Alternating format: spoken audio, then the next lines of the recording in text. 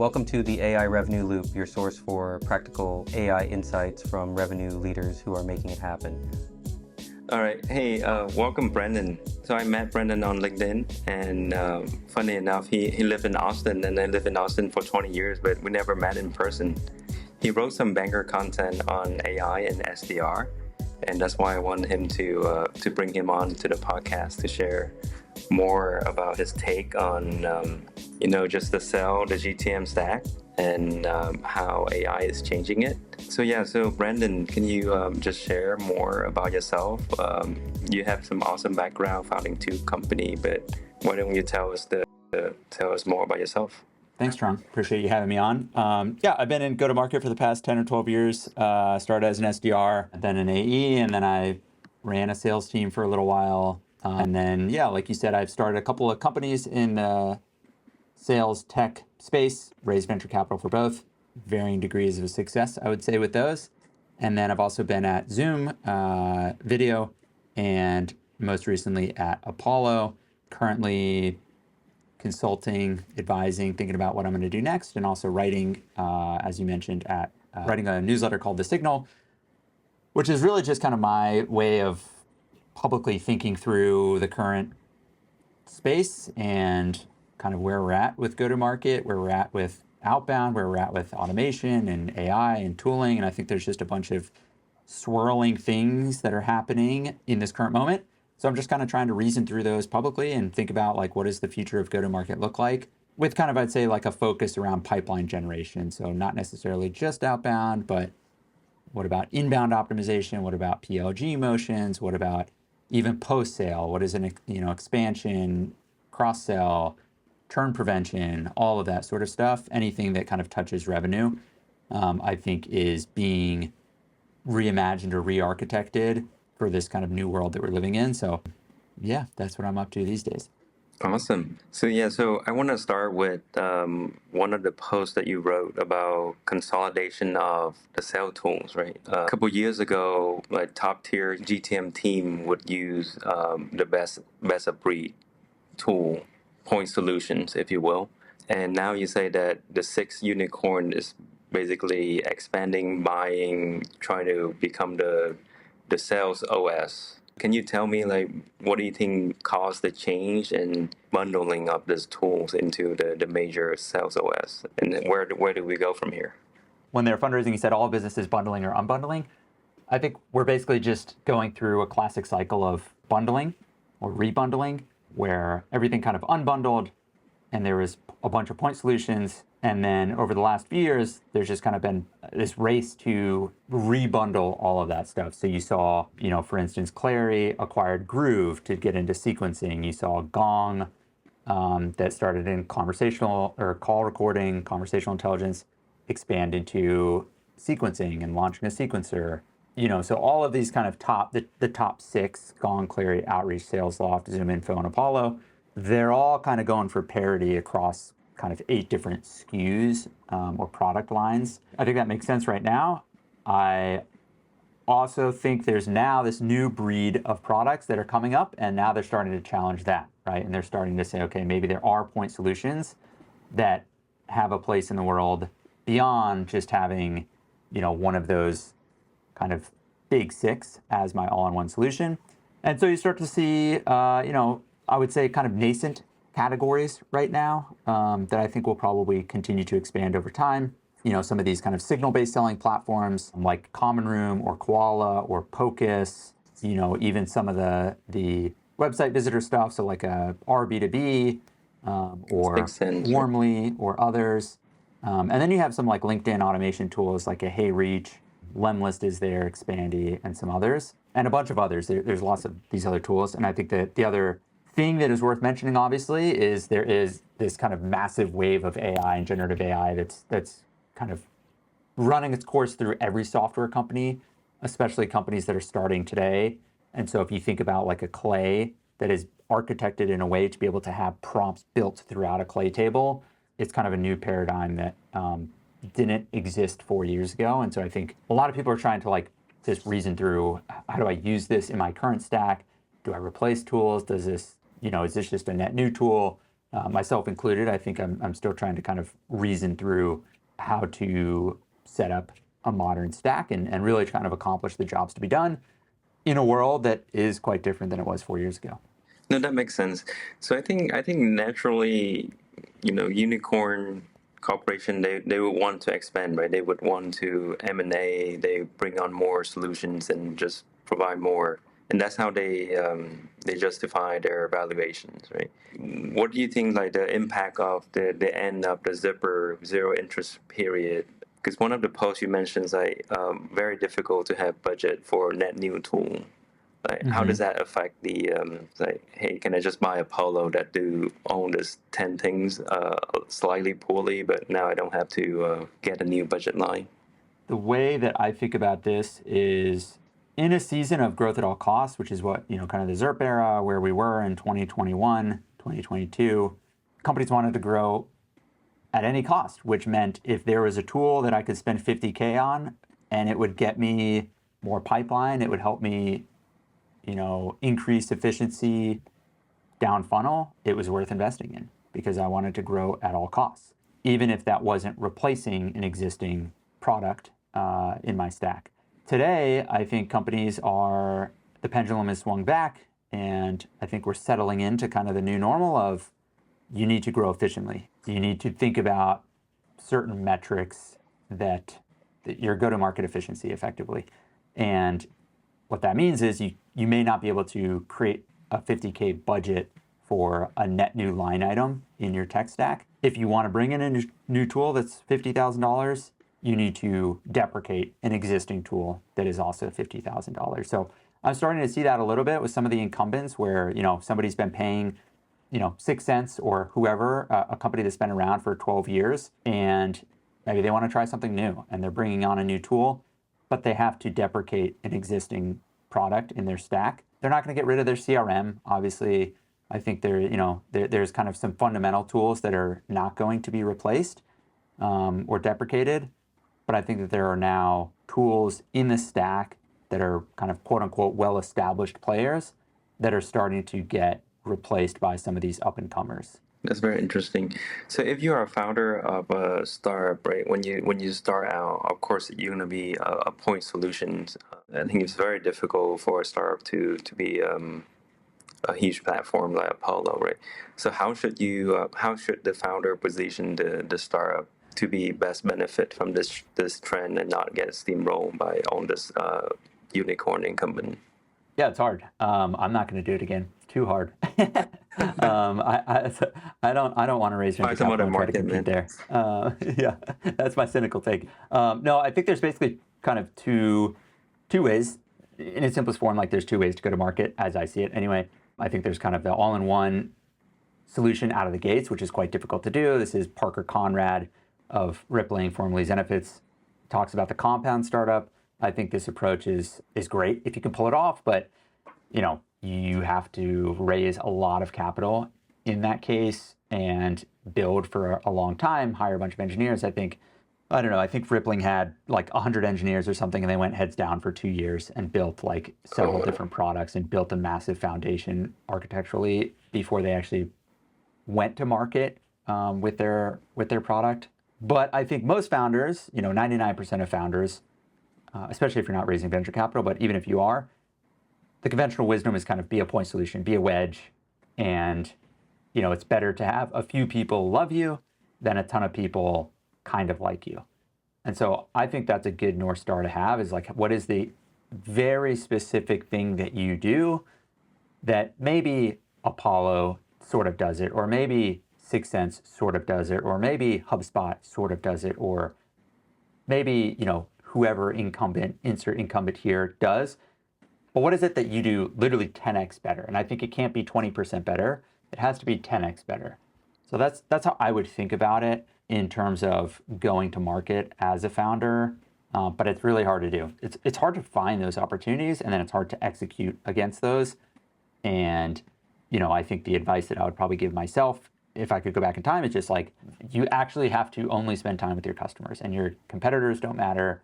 What VCs say doesn't matter nearly as much as what your customers are saying. And in order to build conviction, like, your customers have to be pulling you into your roadmap decisions. So as I think about a wedge and starting small, I would just think about where is there an opportunity to have literally a 10x value with actual paying customers of mine. Got it. So what I'm hearing is that there's still opportunity for these startup, but they need to be even more vigilant about finding that niche, finding that wedge, right?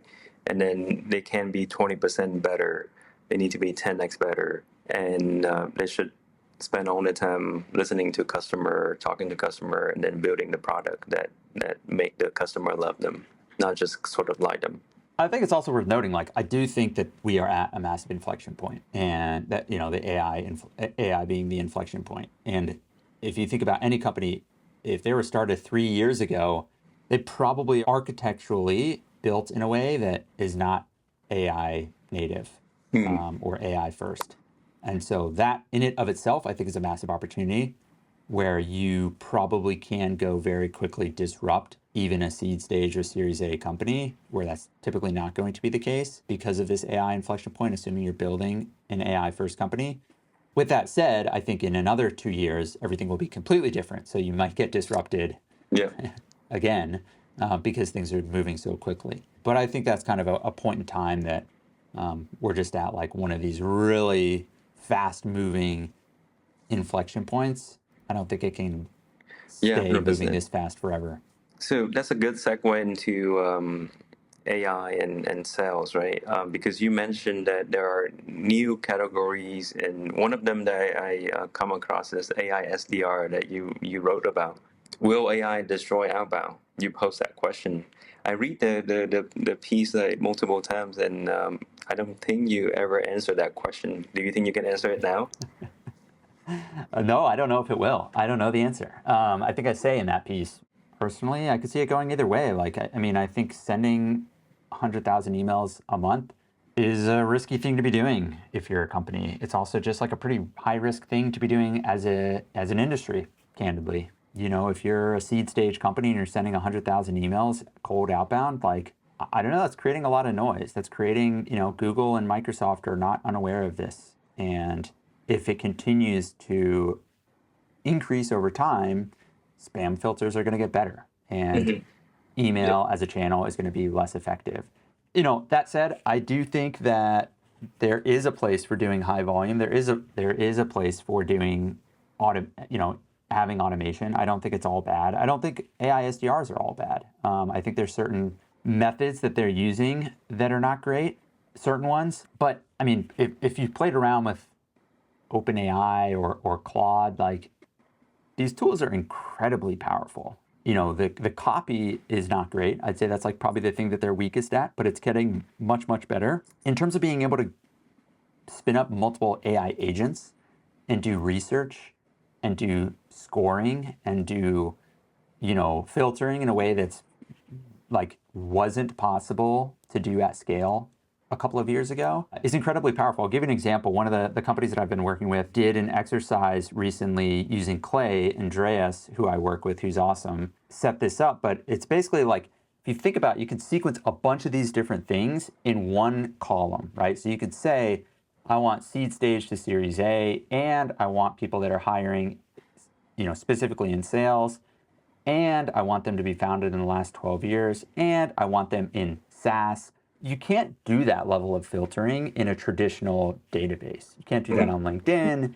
You can't do that in ZoomInfo or Apollo. You can't do that on Google, not scalably anyway. And so the fact that you can do this level of enrichment and you know, a couple of those columns are like AI prompted, this just unlocks a ton of possibilities to be able to say, okay, maybe there is a path forward where we don't have to hit our pipeline goals by sending 100,000 contacts in email a month. Like, maybe we can build highly personalized, really tight lists that, you know, it's 250 people and it's very specific use cases. It's a specific industry, and I'm sending a specific offer to those people or a case study about that industry.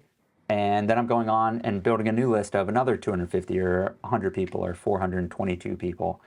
And I think this is one path forward that I am starting to see emerge, where I call these kind of micro campaigns, where you Got it. are just constantly experimenting and iterating. But it's a very big mind shift to be able to go from, I'm going to build a list in a database, and then just, it's a list of 5,000 people, and I'm going to drip those people over the next 30 days, versus this new way of thinking where it's like filtering, enrichment, pulling in signals from a bunch of different places, third-party signals and first-party signals, looking at your own data warehouse, CRM, marketing automation tools. When you can start thinking about pulling all of this data into a single place to use it as proxies or an intelligence layer, I think that becomes quite interesting. And there's not a single tool that does all this today. It's a bunch of kind of cobbled together, mostly new tools to make this happen. But I think that's a very interesting and exciting future where we can actually get better results with sending fewer emails. So when people we Zach, right? So when people are sending tons of email, what are you saying is that companies should focus on creating this micro campaigns where leveraging the power of AI to do massive filtering, massive research, distilled down into a very small group of company that most likely will be ready to buy your solution at now, right? And then send highly personalized email. Somewhat, yeah. Yeah. I think, well, first of all, I'm not trying to like prescribe anything. I think that's just like something that I'm Yeah. doing, and I think that that is a potential path. I'm not saying that's definitely the answer.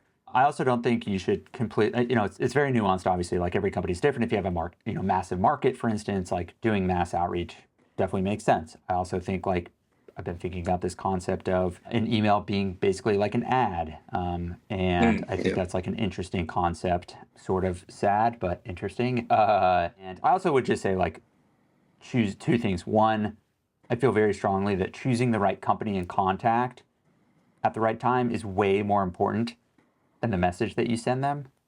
Yeah. Meaning, I would much rather go to a pond that is full of fish, and then it kind of doesn't matter what gear I'm using, what fishing rod I have, like I'm gonna catch a bunch of fish, versus like if I go out into the ocean and there's not a bunch of fish where I'm fishing, but I have the best gear in the world, like I probably won't catch very many fish. So I would think about how do you, as a go-to-market function, especially in outbound, how are you thinking about finding the best ponds to fish in, or building thoughtful lists using all of this data that's now available.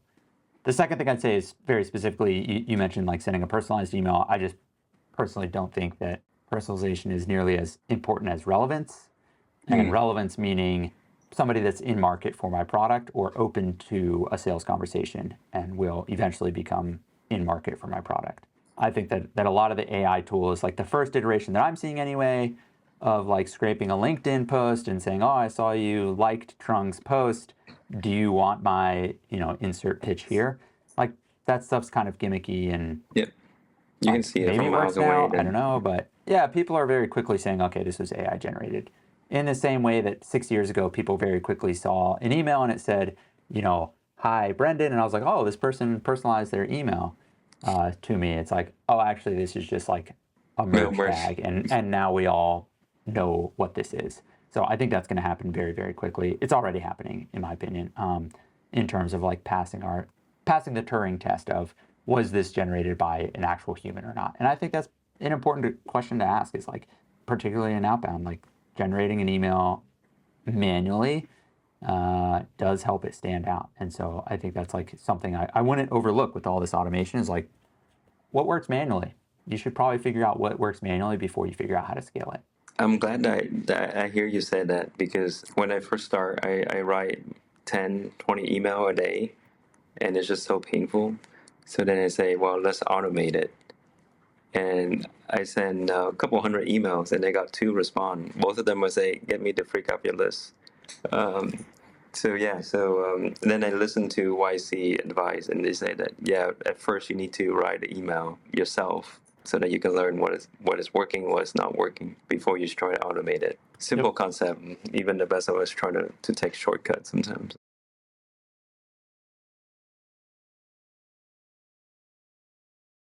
Any tips that you can offer to to write email, especially the first one, because the first one is the hardest one, right? Because if you sell to enterprise, like the email can get blocked by so many things, like being spam, being if it contains link or it come from a domain that recently registered. Any of those can be signal for it to be blocked, right? So is there any advice that you can offer on how to word the first email and what companies should do? Yeah, my advice on how to write good email is choose the right company and contact, have a good product, and have a good offer. those are my honest pieces of advice about how to write a good email.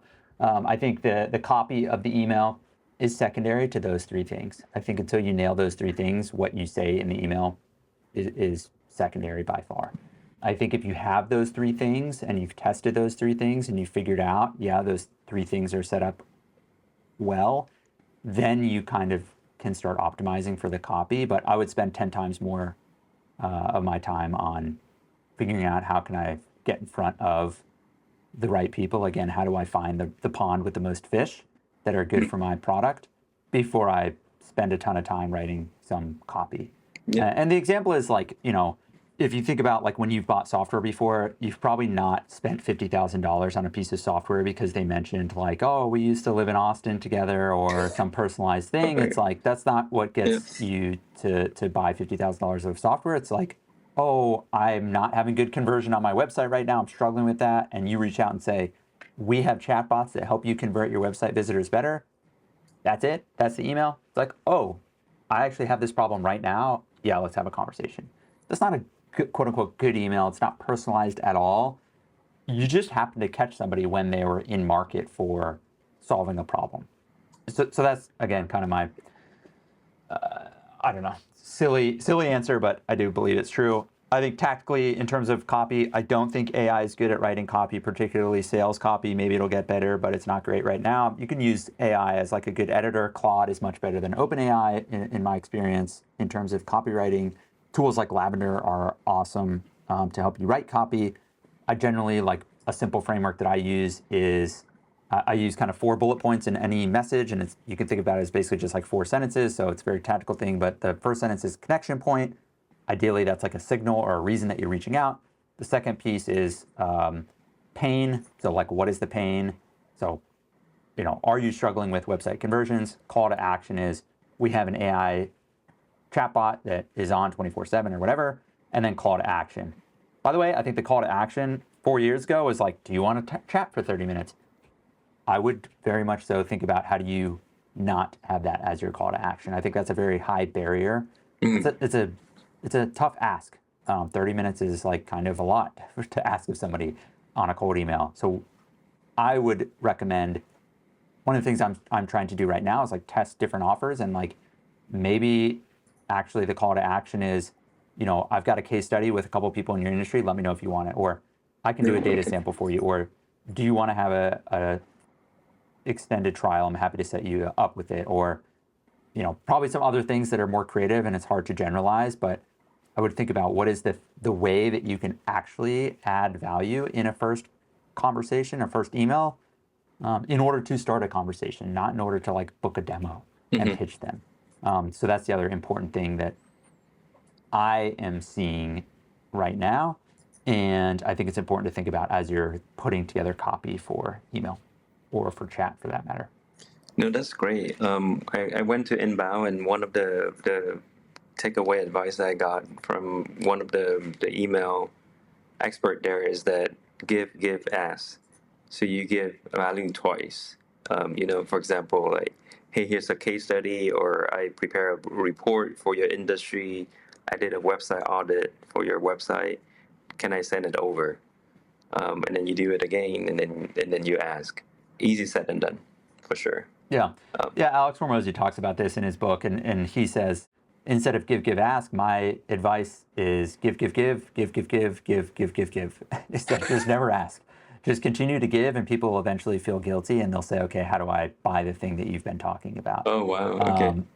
I think that's like probably, anecdotally, that's what I've seen work the best, personally. Like, just add as much value as I can, create trust at scale is what I call it, and like eventually people come inbound and find me, and it kind of just works out. The other thing he mentions is like there's well-studied mature systems like social media that you can study, that it's like they have an ad, I think he says like every fourth post or so, or 4 to 1. So it's like content 4 times and then an ad. So it's like that's the formula you could use. So it's like give 4 times and then make an ask. I think that's an interesting way to think about it. But that's a very mature platform, so it's probably more like give 8 times and then make an ask. Yeah, as much as possible, I think you should try to just give as much as you can, and I've found that it kind of works out better if you just give with no expectation of getting anything in return. But yeah, easier said than done. And you're a living example of that. I learned so much from your writing on both on your Signal and LinkedIn, and I'm sure there's a lot of things that come out of that for you as well, just by writing and providing value, right? Yeah, it's interesting. I mean, I do it like mostly to learn, mostly to clarify my own thinking, but also like selfishly, it's a kind of I call it a personal inbound machine. It's like this attracts interesting people to me. Was texting with somebody interesting today that I never would have, been able to get in touch with if I had sent them a cold email, a year ago. And now I'm texting with them, and they came to me because they were asking me, questions about the space. And so it's like, oh, cool. Like I didn't, and there's people that I don't even know exist that find me. And it's like, oh, cool. Like I wouldn't have even known of this person had I not been putting out content online. So yeah, I'm a big fan of content and sharing as much as you can, but it takes a lot of time. It's not for everybody. Yeah, 100%. And then just one last topic that I want to dive into. So you mentioned 3 things to make sure you get a good call outbound campaigns is find a person that have the problem that your product can solve, have a great products, and then have a great offers, right? Most marketing team would think that, oh man, I got the last 2-point cover. My offer is the best. My product is the best. How about the first point? You mentioned like signal-based selling. Can you just tell me more about signal-based selling and what playbook can company do now to get ahead of the trend? Yeah, totally. I think the kind of predictable revenue model is not working like it used to. Meaning just kind of going to a generic database, doing some generic filtering, loading those people up into kind of generic, maybe persona-based sequences. That just doesn't work like it used to. I think what I'm seeing is working are these kind of micro campaigns. And another heuristic that I like to use is a couple things. Eric Nowalskowski, sorry, I don't know how to say his last name, talks about this a lot, where it's like and you mentioned this before, it's like YC's advice. It's like, if you had all the time in the world to write an email and to choose which person or company to go after, how would you think about researching that and doing that? I think that's a good heuristic to use.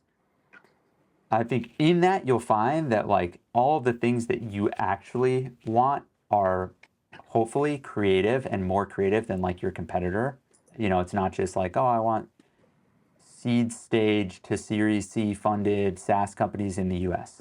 Like there needs to be a couple layers deeper to that. They're currently hiring 4 salespeople and they have this tech stack, and I want people that used to work at this company or whatever.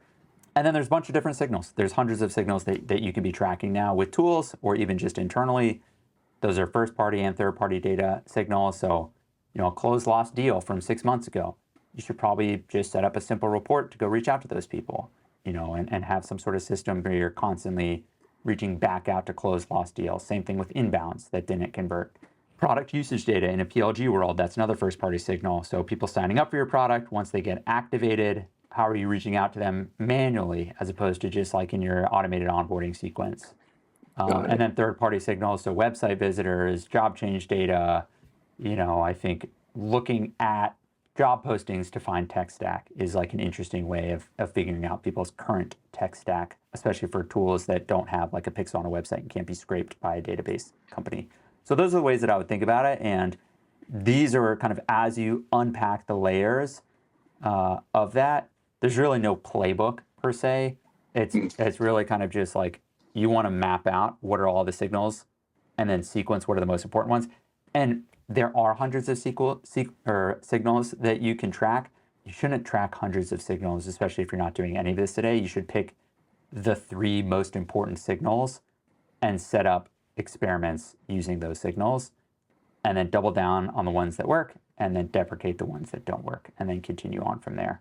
And I think operationalizing that is hard to do, but it's worth the squeeze.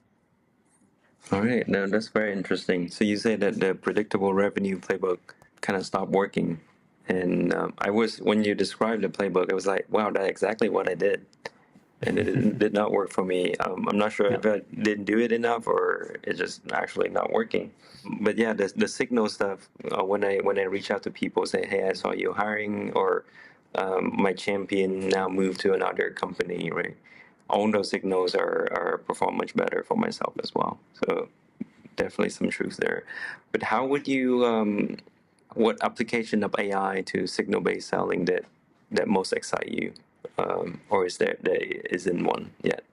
The application of AI that's very interesting to me right now, there's a few, but probably the number one interesting thing that I'm seeing is kind of the ability to build and deploy AI agents, or basically just like to create jobs for agents to do research on your behalf.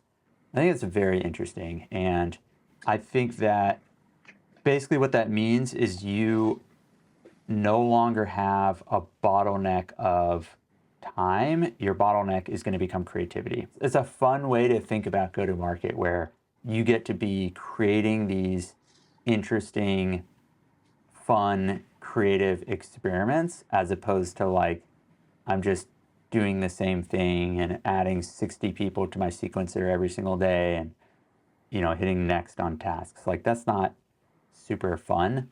But if you think about it in a more creative way, where you can deploy agents, where you can create experiments quickly, which is like kind of building lists and enriching those lists in ways that weren't possible a few years ago, I think that's quite interesting. And that again goes back to choosing the right company, the right contact at the right time. And then probably there will be some sort of downstream way to push that into writing copy through prompting. But again, I think that matters a lot less than choosing the right company or right contact. Yeah, that makes sense. You mentioned that with AI agent, you don't need to learn to code. You don't need to be a programming wizard to create AI agent, right? What platform do you use to create AI agents, and what agent have you created so far?